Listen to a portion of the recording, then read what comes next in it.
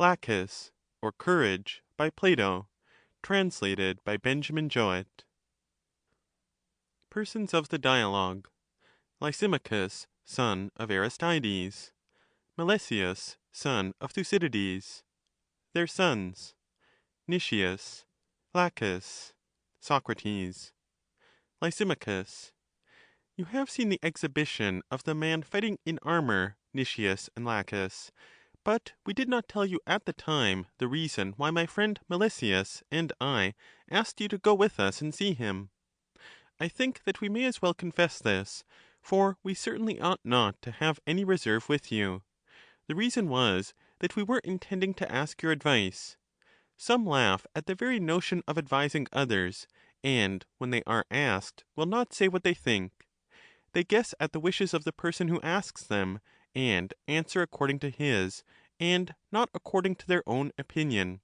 But as we know that you are good judges, and will say exactly what you think, we have taken you into our counsels. And the matter about which I am making all this preface is just this: Melesias and I have two sons. That is his son, and he is named Thucydides after his grandfather, and this is mine, who is also called after his grandfather Aristides.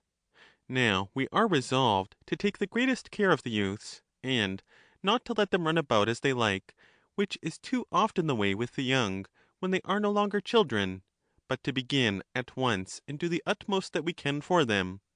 And knowing that you have sons of your own, we thought that you were most likely to have attended to their training and improvement.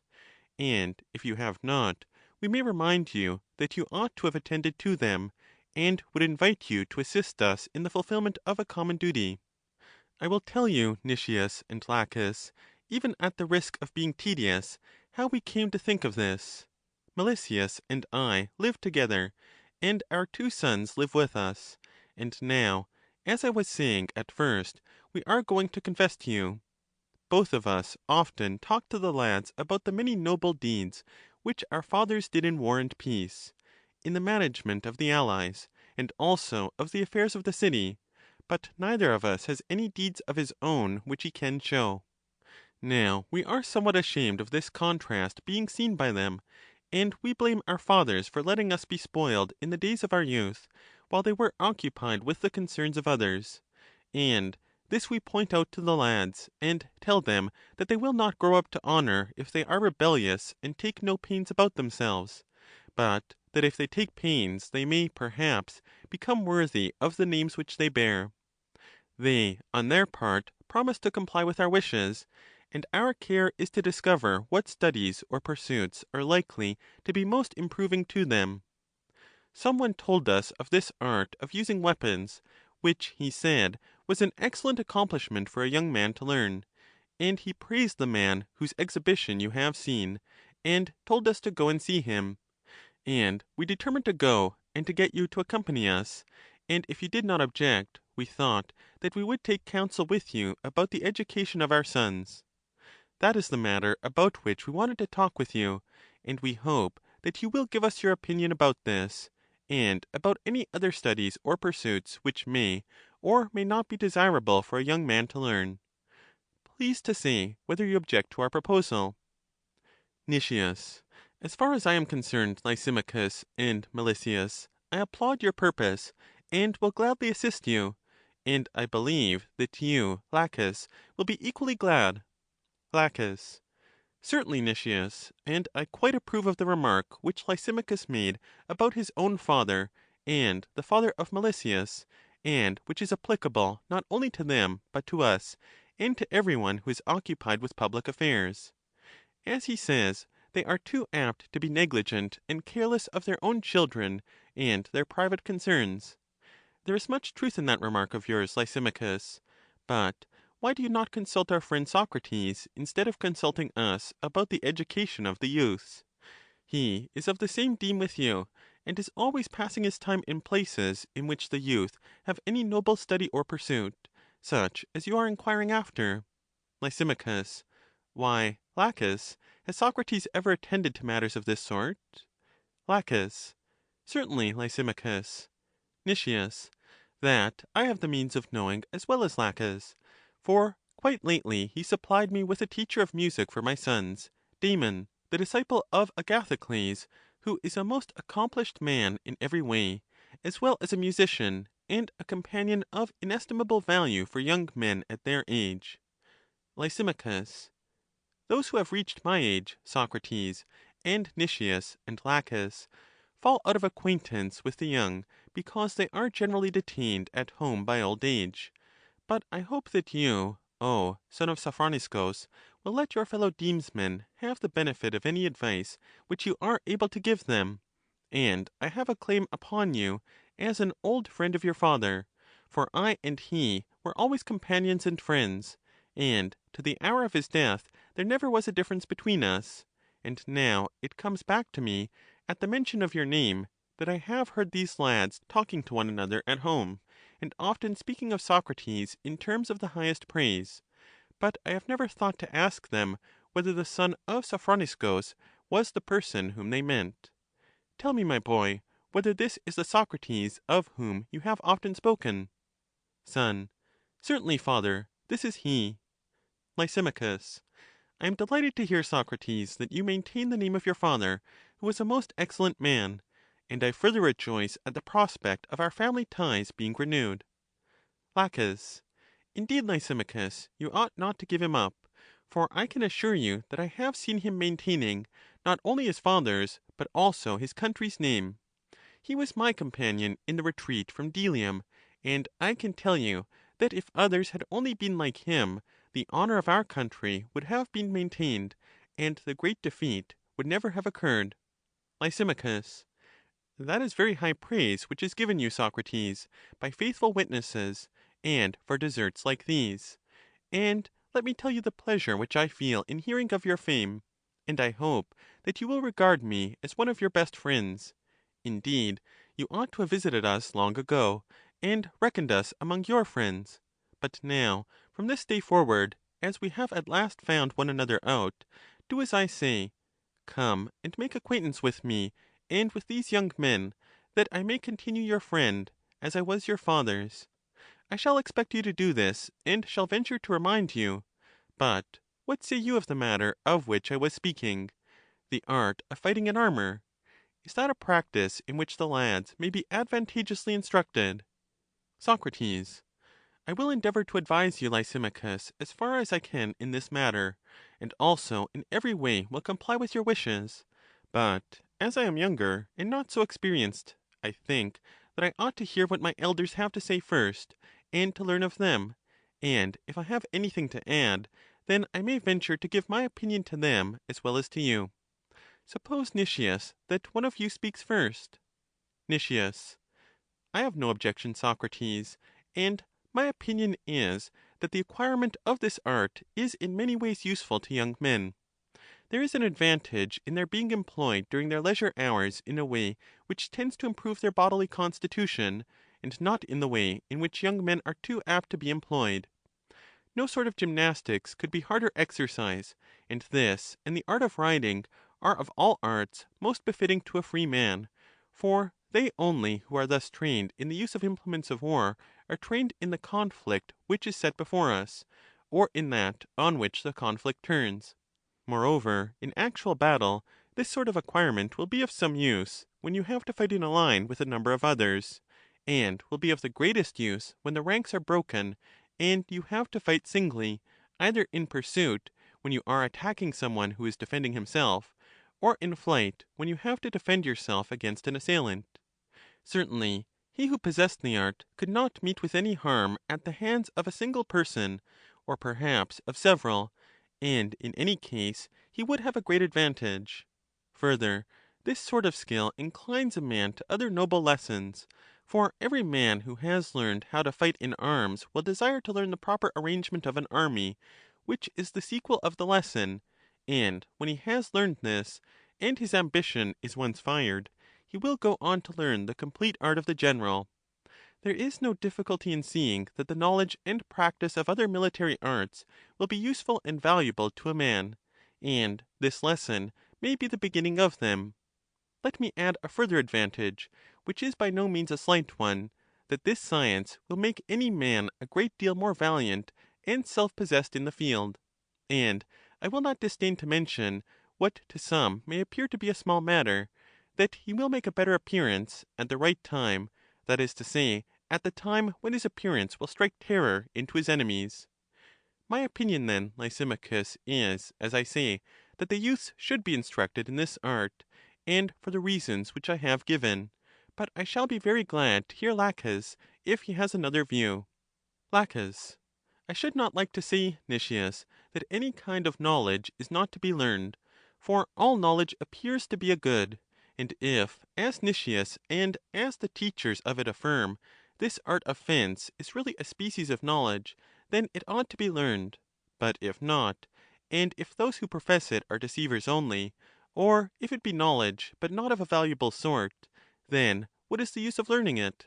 I say this, because I think that if it had been really valuable, the Lacedaemonians, whose whole life is passed in finding out and practising the arts which give them an advantage over other nations in war, would have discovered this one; and even if they had not, still these professors of the art would certainly not have failed to discover that of all the Hellenes the Lacedaemonians have the greatest interest in such matters, and that a master of the art who was honored among them would have been sure to have made his fortune among other nations, just as a tragic poet would, who is honored among ourselves; which is the reason why he who fancies that he can write a tragedy does not go on a peregrination into the neighboring states, but rushes hither straight and exhibits at Athens, and this is natural.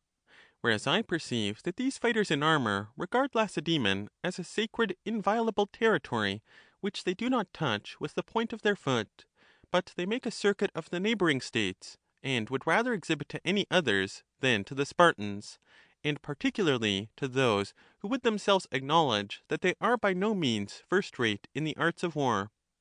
Further, Lysimachus, I have encountered a good many of these gentlemen in actual service, and have taken their measure, which I can give you at once; for none of these masters of fence has ever been distinguished in war. There has been a sort of fatality about this; whereas in all other arts the men of note have been always those who have practised the art, but these appear to be a most unfortunate exception. For example, this very Stesilaus, whom you and I have just witnessed exhibiting in all that crowd, and making such great professions of his powers, I have seen at another time making, in sober truth, an involuntary exhibition of himself, which was a far better spectacle. He was a marine on board a ship which struck a transport vessel, and was armed with a weapon, half spear, half scythe, the singularity of which was worthy of the singularity of the man. To make a long story short, I will only tell you what happened to this notable invention of the scythe spear. He was fighting, and the scythe end caught in the rigging of the other ship, and stuck fast, and he tugged, but was unable to get his weapon free. The two ships were passing one another.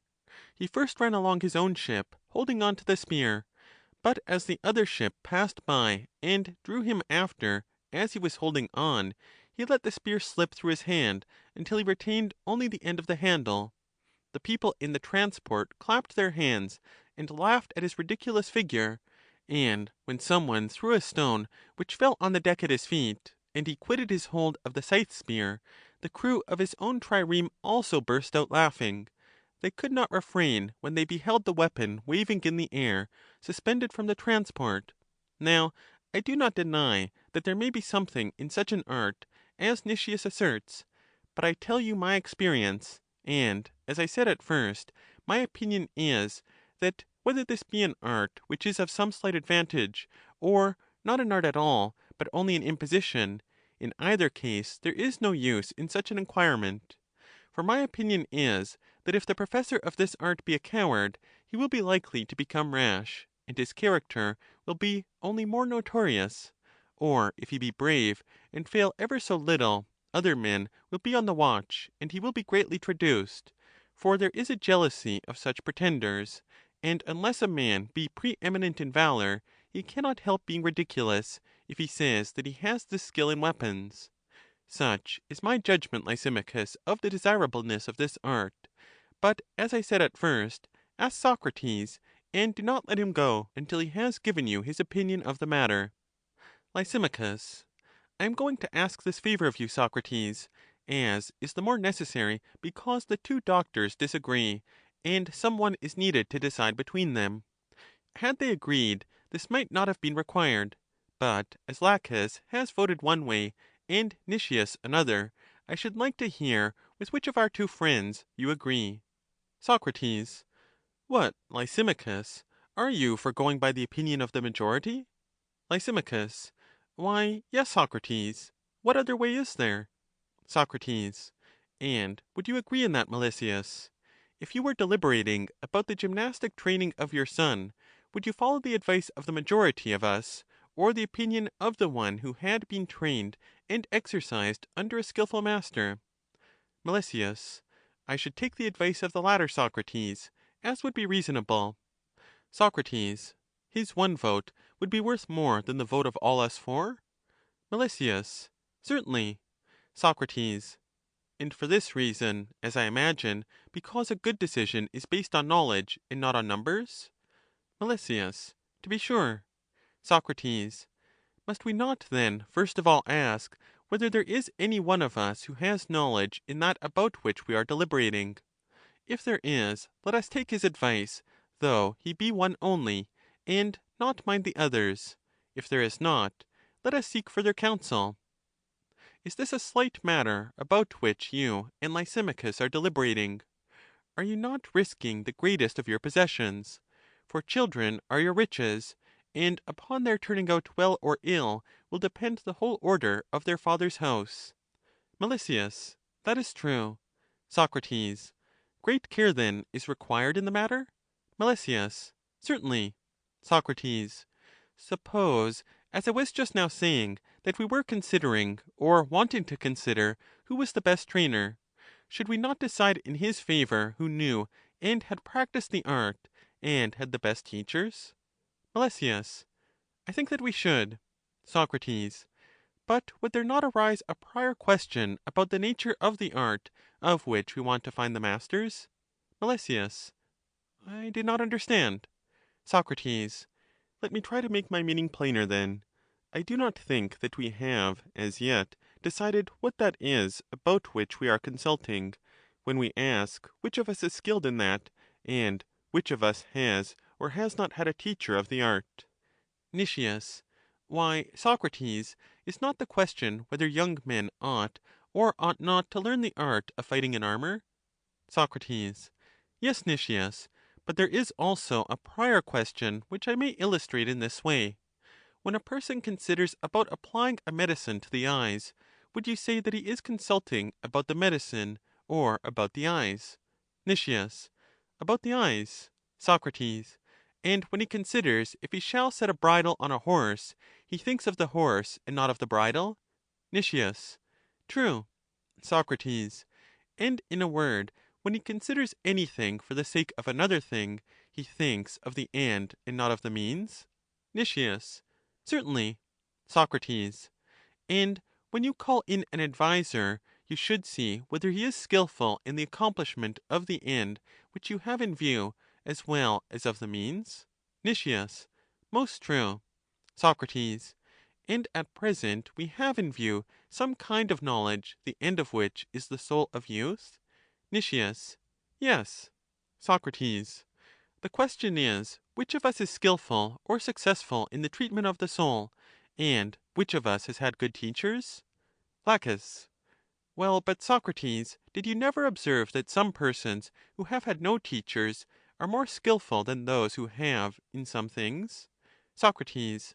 Yes, Laches, I have observed that, but you would not be very willing to trust them if they only professed to be masters of their art, unless they could show some proof of their skill or excellence in one or more works?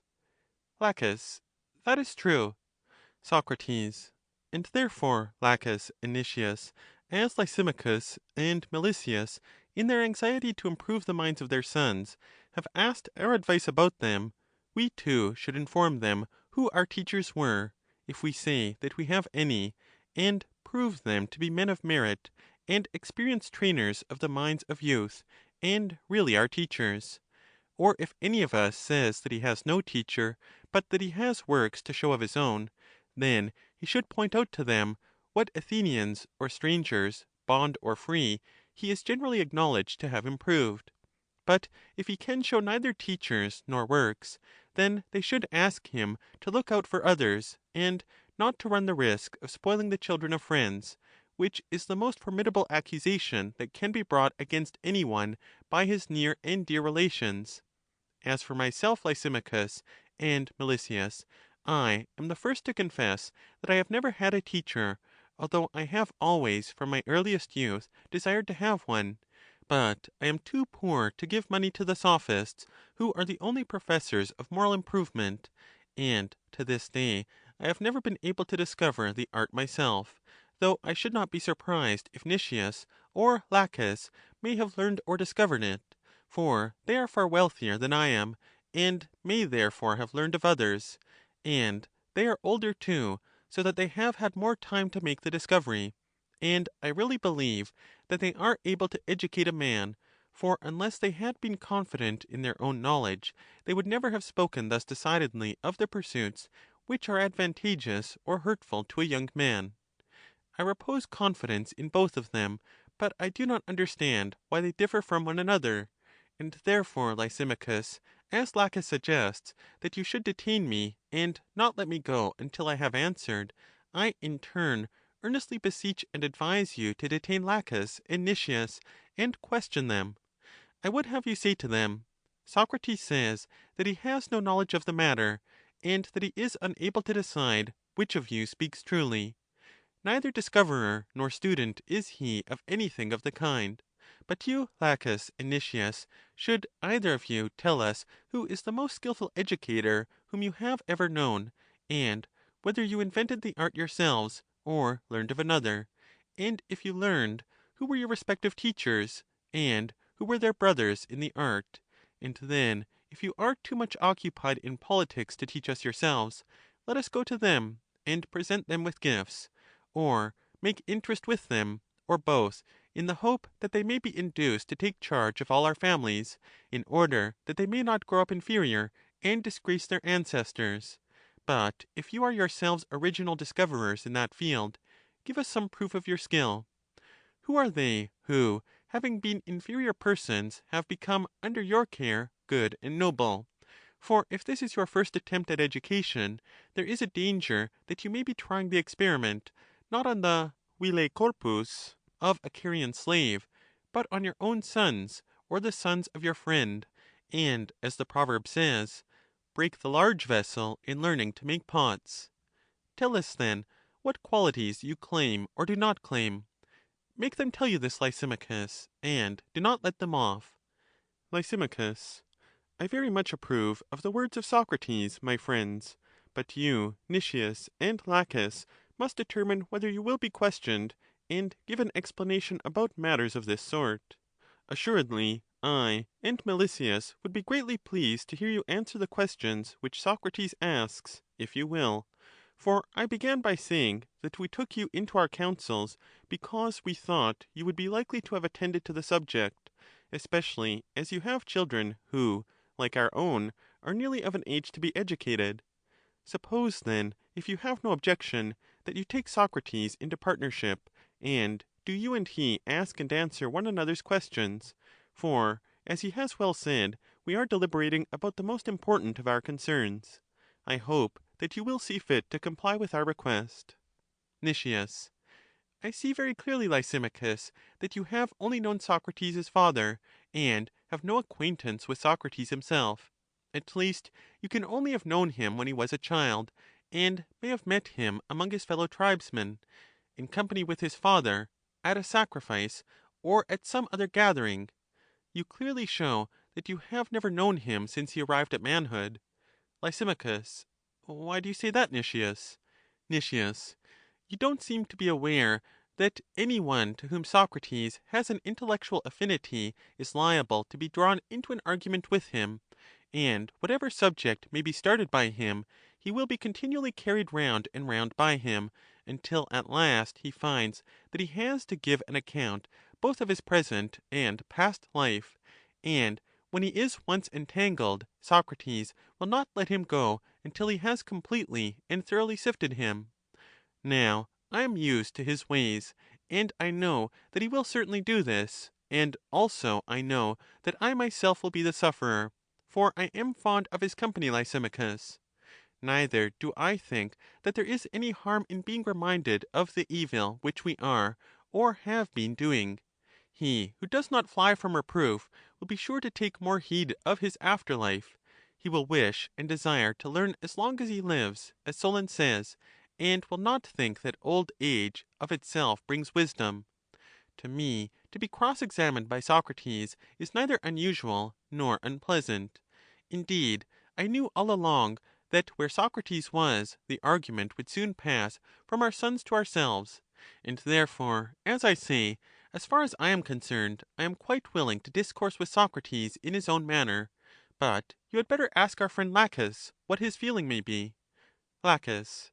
I have but one feeling, Nicias, or shall I say, two feelings about discussions, and to some I may seem to be a lover, and to others a hater of discourse. For when I hear a man discoursing of virtue, or of any sort of wisdom, who is a true man and worthy of his theme, I am delighted beyond measure, and I compare the man and his words, and note the harmony and correspondence of them. And such an one I deem to be the true musician, having in himself a fairer harmony than that of the lyre, or any pleasant instrument of music; for truly he has in his own life a harmony of words and deeds arranged, not in the Ionian or in the Phrygian mode, nor yet in the Lydian, but in the true Hellenic mode, which is the Dorian, and no other. Such a one makes me merry with the sound of his voice, and when I hear him I am thought to be a lover of discourse, so eager am I in drinking in his words. But when I hear a man of opposite character I am annoyed, and the better he speaks the more I hate him, and then I seem to be a hater of discourse. As to Socrates, I have no knowledge of his words, but of old, as would seem, I have had experience of his deeds, and his deeds show that free and noble sentiments may be expected from him. And if his words accord, then I am of one mind with him, and shall be delighted to be interrogated by a man such as he is, and shall not be annoyed at having to learn of him. For I agree with Solon, that I would fain grow old, learning many things. But I must be allowed to add, of the good only. Socrates must be willing to allow that he is a good teacher, or I shall be a dull and uncongenial pupil. But that the teacher is younger, or not as yet in repute, anything of that sort is of no account with me. And therefore, Socrates, I give you notice that you may teach and confute me as much as ever you like, and also learn of me anything which I know. Such is the opinion which I have had of you ever since that day on which you were my companion in danger, and gave an unmistakable proof of your valor. Therefore, say whatever you like, and do not mind about the difference of our ages. Soc. I cannot say that either of you show any reluctance to take counsel and advise with me. Lys. But that is our business, in which I regard you as having a common interest, for I reckon you as one of us.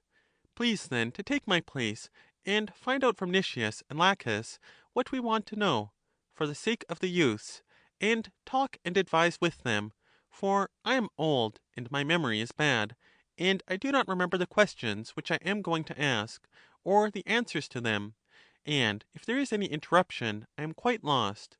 I will therefore beg of you to carry on the proposed discussion by yourselves, and I will listen, and Melesias and I will act upon your conclusions. Soc. Let us, Nicias and Laches, comply with the request of Lysimachus and Melesias. There would be no harm in asking ourselves the question which was first proposed to us: who have been our own instructors in this sort of training, and whom we have made better? But the other mode of carrying on the inquiry will bring us to the same point, and will be more like proceeding from first principles. For if we knew that the addition of something would improve some other thing, and were able to make the addition, then clearly we must know how that about which we are advising may be best and most easily attained. Perhaps you do not understand what I mean. Then let me make my meaning plainer in this way. Suppose we know that the addition of sight makes better the eyes which possess this gift, and also were able to impart sight to the eyes. Then clearly we should know the nature of sight, when asked how this gift of sight may be best and most easily attained. For if we knew neither what sight is, nor what hearing is, we should not be very good medical advisers about the eyes or the ears, or about the best mode of giving sight and hearing to them. Laches. That is true, Socrates. Socrates. And are not our two friends, Laches, at this very moment inviting us to consider in what way the gift of virtue may be imparted to their sons for the improvement of their minds? Laches. Very true. Socrates. Then must we not first know the nature of virtue?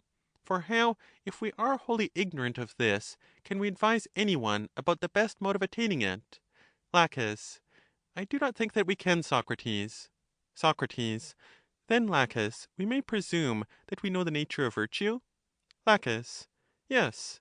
Socrates. And that which we know we must surely be able to tell?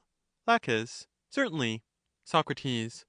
I would not have us begin, my friend, with inquiring about the whole of virtue, for that may be too much for us. Let us first consider whether we have a sufficient knowledge of a part. That will probably be an easier mode of proceeding. Laches. Let us do as you say, Socrates.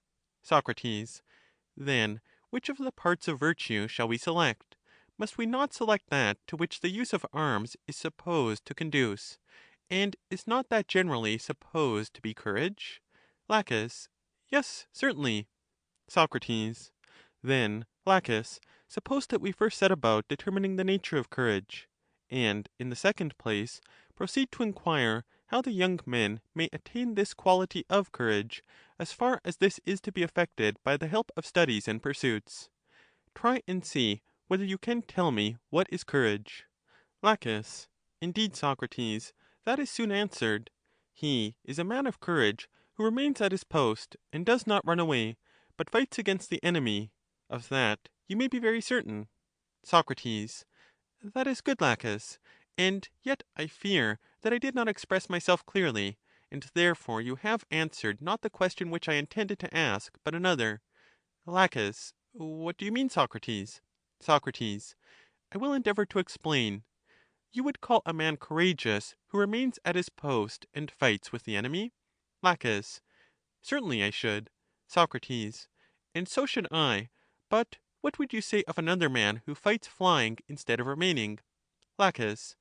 How flying? Socrates. Why, as the Scythians are said to fight, flying as well as pursuing, and as Homer says in praise of the horses of Aeneas, that they knew how to pursue, and fly quickly hither and thither. And he passes an encomium on Aeneas himself, as having a knowledge of fear or flight, and calls him an author of fear or flight. Laches. Yes, Socrates, and there Homer is right, for he was speaking of chariots, as you were speaking of the Scythian cavalry, who have that way of fighting, but the heavy armed Greek fights, as I say, remaining in his rank. Socrates. And yet, Laches, you must except the Lacedaemonians at Plataea, who, when they came upon the light shields of the Persians, are said not to have been willing to stand and fight, and to have fled. But when the ranks of the Persians were broken, they turned upon them like cavalry, and won the battle. Laches. That is true. Socrates. That was my meaning when I said that I was to blame in having put my question badly, and that this was the reason of your answering badly, for I meant to ask you not only about the courage of heavy armed soldiers, but about the courage of cavalry, and every other style of soldier, and not only who are courageous in war, but who are courageous in perils by sea, and who in disease, or poverty, or again in politics are courageous, and not only who are courageous against pain or fear, but mighty to contend against desires and pleasures, either fixed in their rank or turning upon their enemy. There is this sort of courage, is there not? Laches. Certainly, Socrates. Socrates. And all these are courageous, But some have courage in pleasures, and some in pains, some in desires, and some in fears, and some are cowards under the same conditions, as I should imagine. Laches. Very true. Socrates. Now I was asking about courage and cowardice in general, and I will begin with courage, and once more ask, what is that common quality which is the same in all these cases, and which is called courage? Do you understand now what I mean? Laches. Not over well. Socrates. I mean this. As I might ask, what is that quality which is called quickness, and which is found in running, playing the lyre, speaking, learning, and in many other similar actions, or rather which we possess in nearly every action that can be mentioned of arms or legs, mouth, voice, mind? Would you not apply the term quickness to all of them? Laches. Quite true. Socrates. And suppose I were to be asked by some one, what is that common quality, Socrates, which in all these uses of the word you call quickness? I should say, that which accomplishes much in a little time. That I call quickness in running, speaking, and every other sort of action. Laches. You would be quite correct. Socrates. And now, Laches, do you try and tell me, what is that common quality which is called courage, and which includes all the various uses of the term when applied both to pleasure and pain, and in all the cases which I was just now mentioning? Laches. I should say that courage is a sort of endurance of the soul, if I am to speak of the universal nature which pervades them all. Socrates. But that is what we must do if we are to answer the question, and yet I cannot say that every kind of endurance is, in my opinion, to be deemed courage. Hear my reason. I am sure, Laches, that you would consider courage to be a very noble quality. Laches. Most noble, certainly. Socrates. And you would say that a wise endurance is also good and noble? Laches. Very noble. Socrates. But what would you say of a foolish endurance? Is not that, on the other hand, to be regarded as evil and hurtful?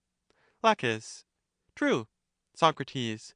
And is anything noble which is evil and hurtful? Laches. I ought not to say that, Socrates. Socrates.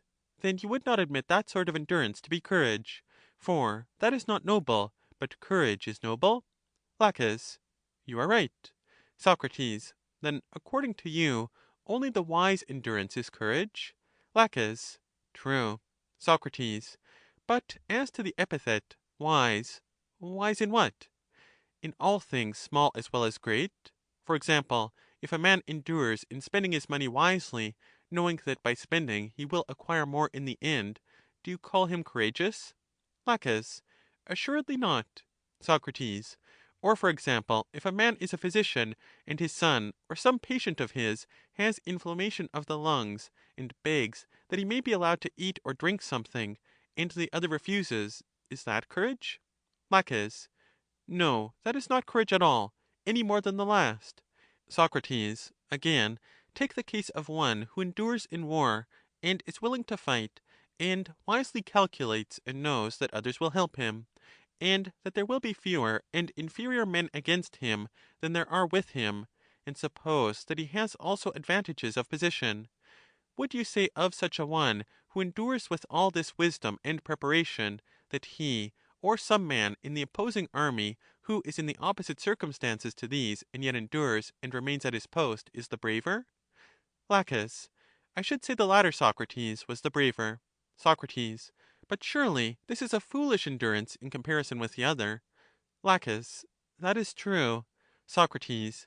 And you would say that he who in an engagement of cavalry endures, having the knowledge of horsemanship, is not so courageous as he who endures, having no knowledge of horsemanship? Laches. That is my view. Socrates. And he who endures, having a knowledge of the use of the sling, or the bow, or any other art, is not so courageous as he who endures, not having such a knowledge? Laches. True. Socrates. And he who descends into a well, and dives and holds out in this, or any similar action, having no knowledge of diving or the like, is, as you would say, more courageous than those who have this knowledge? Laches. Why, Socrates, what else can a man say?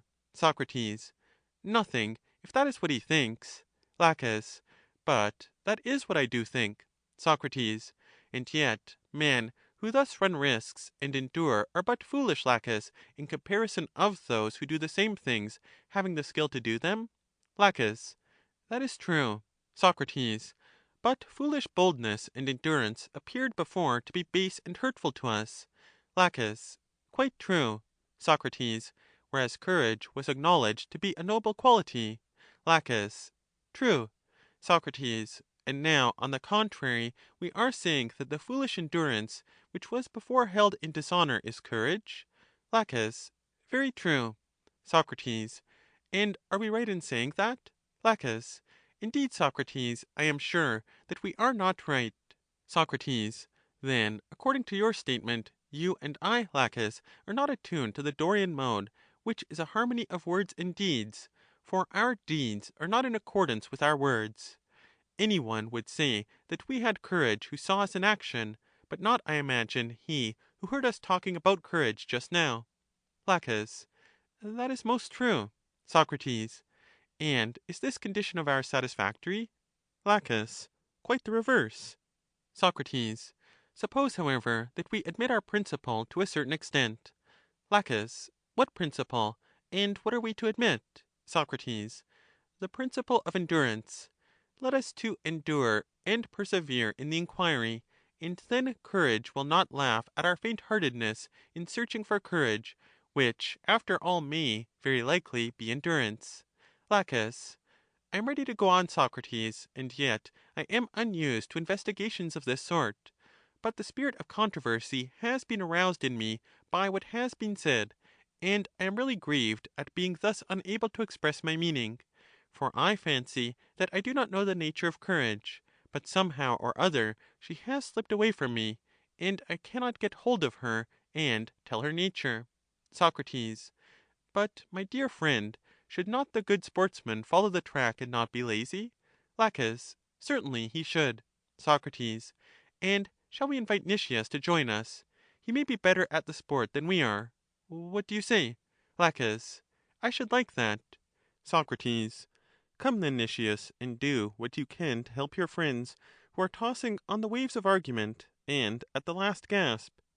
You see our extremity, and may save us, and also settle your own opinion, if you will tell us what you think about courage. Nicias. I have been thinking, Socrates, that you and Laches are not defining courage in the right way, for you have forgotten an excellent saying, which I have heard from your own lips. Socrates. What is that, Nicias? Nicias. I have often heard you say that every man is good in that in which he is wise, and bad in that in which he is unwise. Socrates. That is certainly true, Nicias. Nicias. And therefore, if the brave man is good, he is also wise. Socrates. Do you hear him, Laches? Laches. Yes, I hear him, but I don't quite understand him. Socrates. I think that I understand him, and he appears to me to mean that courage is a sort of wisdom. Laches. What sort of wisdom, Socrates? Socrates. That is a question which you must ask of Nicias. Laches. Yes. Socrates. Tell him then, Nicias, what you mean by this wisdom, for you surely do not mean the wisdom which plays on the flute. Nicias. Certainly not. Socrates. Nor the wisdom which plays the lyre. Nicias. No. Socrates. But what is this knowledge then, and of what? Laches. I think that you put the question to him very well, Socrates, and I would like him to say what is the nature of this knowledge or wisdom. Nicias. I mean to say, Laches, that courage is the knowledge of that which inspires fear or confidence in war, or in anything. Laches. How strangely he is talking, Socrates. Socrates. What makes you say that, Laches? Laches. What makes me say that? Why, surely courage is one thing and wisdom another. Socrates. That is just what Nicias denies. Laches. Yes, that is what he denies in his foolishness. Socrates. Shall we enlighten him instead of abusing him? Nicias. Laches does not want to enlighten me, Socrates, but having been proved to be talking nonsense himself, he wants to prove that I have been doing the same. Laches. Very true, Nicias, and You are talking nonsense, as I shall endeavor to show. Let me ask you a question. Do not physicians know the dangers of disease, or do the courageous know them? Or are the physicians the same as the courageous? Nicias. Not at all. Laches. No more than the husbandmen who know the dangers of husbandry, or other masters of crafts who have a knowledge of that which inspires them with fear or confidence in their own crafts, and yet they are not courageous a whit the more for that. Socrates. What is Laches saying, Nicias? He appears to be saying something. Nicias. Yes, he is saying something, but something which is not true. Socrates. How is that? Nicias. Why, because he does not see that the physician's knowledge only extends to the nature of health and disease. He can tell the sick man that, and nothing more. Do you imagine, Laches, that the physician knows whether health or disease is the more terrible to a man? Had not many a man better never get up from a sick bed? I should like to know whether you think that life is always better than death. May not death often be the better of the two? Laches. Yes, I certainly think that. Nicias. And do you think that the same things are terrible to those to whom to die is better, and to those to whom to live is better? Laches. Certainly not. Nicias. And do you suppose that the physician or any other artist knows this, or any one indeed except he who is skilled in the grounds of fear and hope, and him I call the courageous? Socrates. Do you understand his meaning, Laches? Laches. Yes, I suppose that in his way of speaking the soothsayers are courageous, for who but one of them can know to whom to die or to live is better?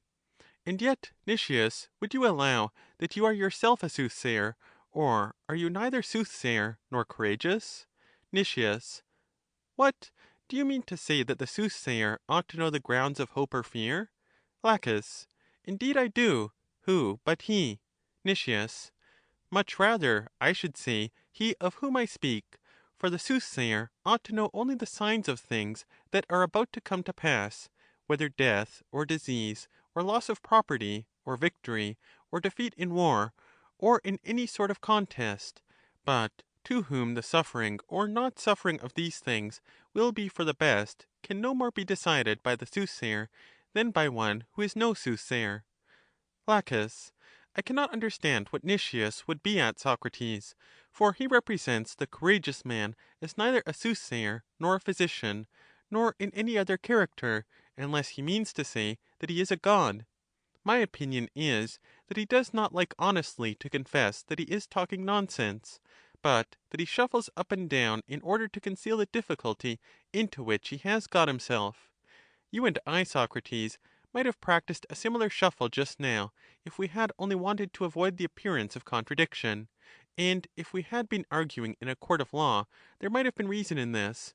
But why should a man deck himself out with vain words at a meeting of friends such as this? Socrates. I quite agree with you, Laches, that he should not; but perhaps Nicias is serious, and not merely talking for the sake of talking. Let us ask him to explain what he means, and if he has reason on his side, we will agree with him; if not, we will instruct him. Laches. Do you, Socrates, if you like, ask him. I think that I have asked enough. Socrates. I don't see why I should not, and my question will do for both of us. Laches. Very good. Socrates. Then tell me, Nicias, or rather tell us, for Laches and I are partners in the argument, do you mean to affirm that courage is the knowledge of the grounds of hope and fear? Nicias. I do. Socrates. And that is a very special knowledge, which is not possessed by the physician or prophet, who will not be courageous unless they superadd this particular knowledge. That is what you were saying? Nicias. I was. Socrates. Then courage is not a thing which every pig would have, any more than he would have knowledge, as the proverb says. Nicias. I think not. Socrates. Clearly not, Nicias. Not even such a big pig as the Crommyonian sow would be called by you courageous.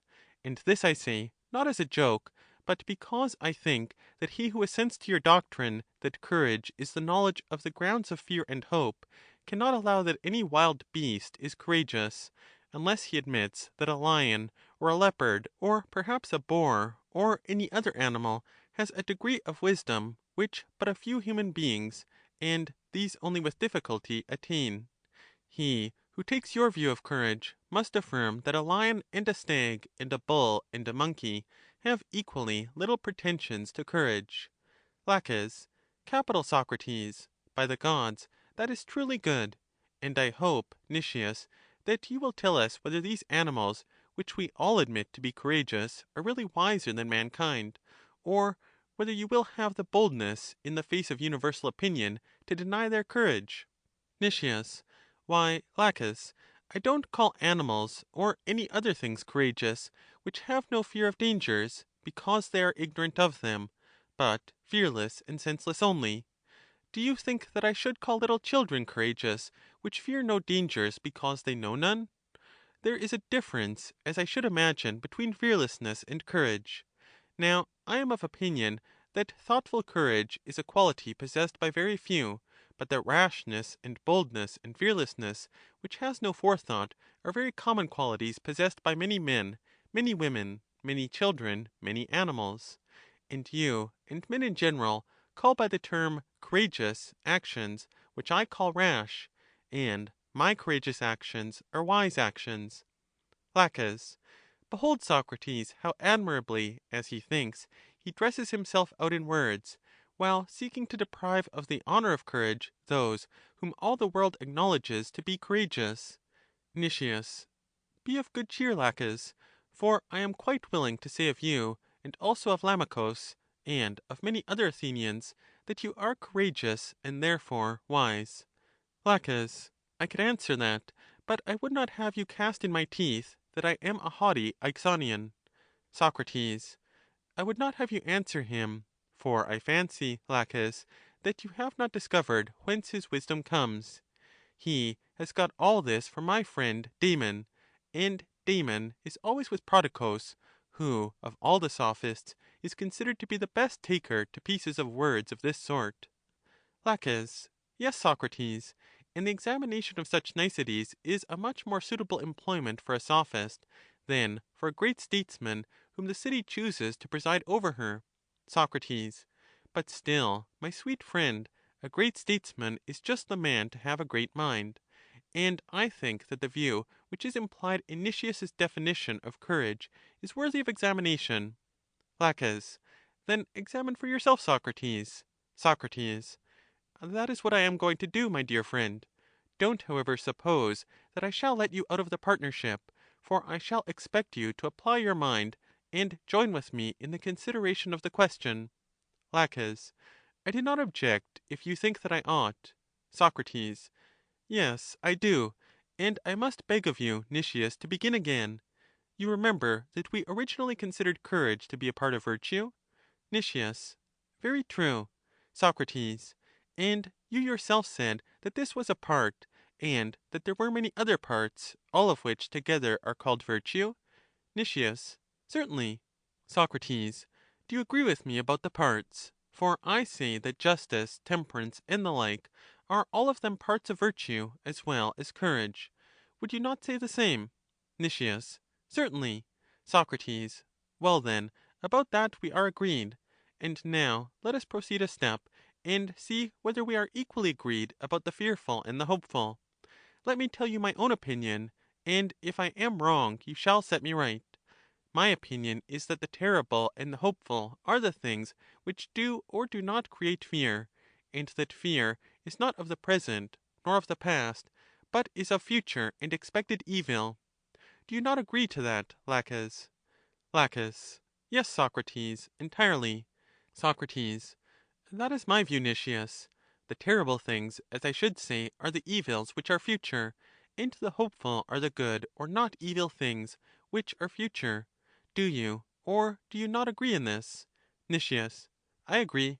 Socrates. And the knowledge of these things you call courage? Nicias. Precisely. Socrates. And now let me see whether you agree with Laches and myself in a third point. Nicias. What is that? Socrates. I will tell you. He and I have a notion that there is not one knowledge or science of the past, another of the present, a third of what will be and will be best in the future, but that of all three there is one science only. For example, there is one science of medicine which is concerned with the inspection of health equally in all times, present, past, and future, and of husbandry in like manner which is concerned with the productions of the earth.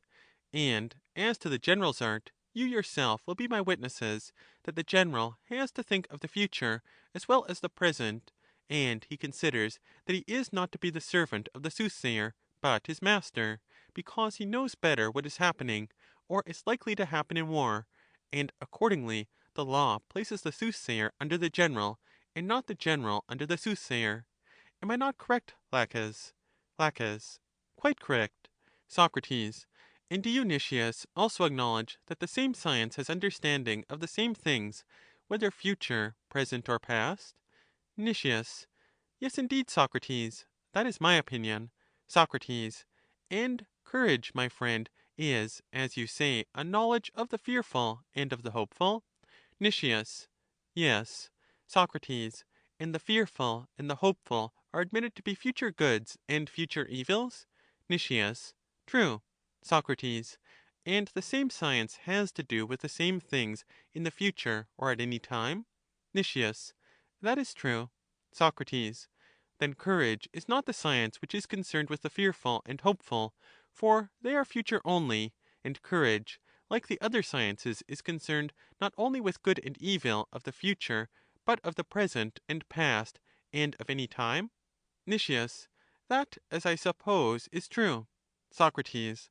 Then the answer which you have given, Nicias, includes only a third part of courage, but our question extended to the whole nature of courage, and according to your view, that is, according to your present view, courage is not only the knowledge of the hopeful and the fearful, but seems to include nearly every good and evil without reference to time. What do you say to that alteration in your statement? Nicias. I agree to that, Socrates. Socrates. But then, my dear friend, if a man knew all good and evil, and how they are and have been and will be produced, would he not be perfect and wanting in no virtue, whether justice or temperance or holiness? He would possess them all, and he would know which were dangers and which were not, and guard against them, whether they were supernatural or natural, and he would provide the good, as he would know how to deal with gods or men. Nicias. I think, Socrates, that there is a great deal of truth in what you say. Socrates. But then, Nicias, courage, according to this new definition of yours, instead of being a part of virtue only, will be all virtue? Nicias. I suppose that is true. Socrates. But we were saying that courage is one of the parts of virtue? Nicias. Yes, that was what we were saying. Socrates. And that is in contradiction with our present view? Nicias. That appears to be the case. Socrates. Then, Nicias, we have not discovered what courage is. Nicias. We have not. Laches. And yet, friend Nicias, I imagined that you would have made the discovery, as you were so contemptuous of the answers which I made to Socrates. I had very great hopes that you would have been enlightened by the wisdom of Damon. Nicias. I perceive, Laches, that you think nothing of having displayed your ignorance of the nature of courage, but you look only to see whether I have not made a similar display, and if we are both equally ignorant of the things which a man who is good for anything should know, that, I suppose, will be of no consequence. You certainly appear to me very like the rest of the world, looking at your neighbor and not at yourself. I am of opinion that enough has been said on the subject of discussion, and if anything has been imperfectly said, that may be hereafter corrected by the help of Damon, whom you think to deride, although you have never seen him, and with the help of others. And when I am satisfied myself, I will freely impart my satisfaction to you, for I think that you are very much in want of knowledge. Laches. You are a philosopher, Nicias, of that I am aware. Nevertheless, I would recommend Lysimachus and Melesias not to take you and me as advisers about the education of their children, but, as I said at first, they should ask Socrates, and if my sons were old enough, I would have asked him myself. Nicias. To that I quite agree, if Socrates is willing to take them under his charge. I should not wish for any one else to be the tutor of Niceratus, but I observe that when I mention the matter to him, he recommends to me some other tutor, and refuses himself. Perhaps he may be more ready to listen to you, Lysimachus. Lysimachus. He ought, Nicias, for certainly I would do things for him which I would not do for many others. What do you say, Socrates? Will you comply? And are you ready to give assistance in the improvement of the youths? Socrates. Indeed, Lysimachus, I should be very wrong in refusing to aid in the improvement of anybody. And if I had shown in this conversation that I had a knowledge which Nicias and Laches have not, then I admit that you would be right in inviting me to perform this duty. But as we are all in the same perplexity, why should one of us be preferred to another? I certainly think that no one should, and under these circumstances let me offer you a piece of advice, and this need not go further than ourselves. I maintain, my friends, that every one of us should seek out the best teacher whom he can find, first for ourselves and then for the youth, regardless of expense or anything. But I cannot advise that we remain as we are, and if anyone laughs at us for going to school at our age, I would quote to them the authority of Homer, who says that modesty is not good for a needy man.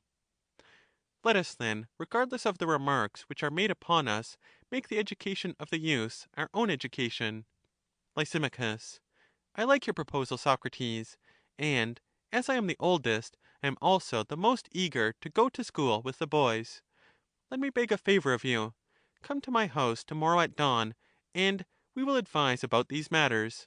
For the present, let us make an end of the conversation. Socrates. I will come to you tomorrow, Lysimachus, as you propose, God willing.